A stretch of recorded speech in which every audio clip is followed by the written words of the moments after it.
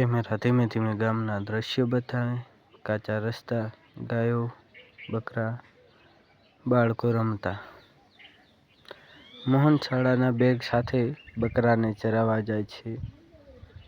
Mohan તૂટેલો radio ખોલીને મરામત કરવાનો પ્રયત્ન કરે છે. મિત્રો કહે છે, તારા હાથમાં જાદુ છે રે.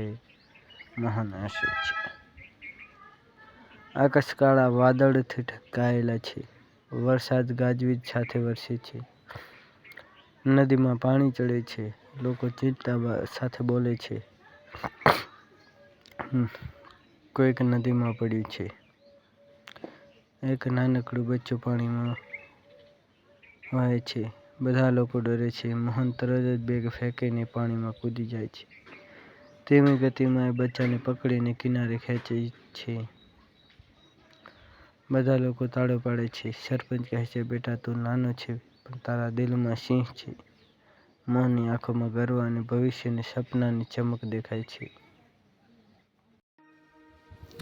ગામનો 20 વર્ષનો યુવાન અજય બાળપણથી જ દોડવાનો શોખીન, પરંતુ ગરીબી, જૂતા ખરીદવાના પૈસા ન હોવા અને પરિવારના કામકાજમાં ફસાઈ જવાથી તેણે ક્યારેય પોતાની પ્રતિભા બતાવવાનો મોકો ન મળ્યો.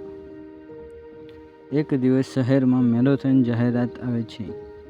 પ્રથમ પુરસ્કાર 50,000 ને ગોલ્ડ મેડલ. અજયના માટે આ માત્ર દોડ નહીં પરંતુ પરિવારનું ભવિષ્ય બદલવાનો મોકો હતો. દોડના દિવસે બધા ખેલાડીઓ પાસે બ્રાન્ડેડ શૂઝ, સ્માર્ટ ઘડિયાળ અને કોચની સલાહ હતી.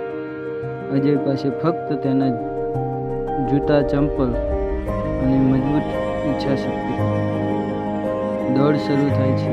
શરૂઆતમાં તે પાછળ રહી જાય છે. રસ્તામાં તેની ચંપલ ફાટી જાય છે, પરંતુ તે નંગા પગે દોડ ચાલુ રાખે છે.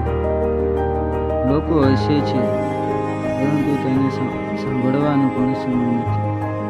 દરેક કિલોમીટરે તે પોતાની જાતને કહે છે, હું કરી શકું છું, અંત સુધી પહોંચીશ.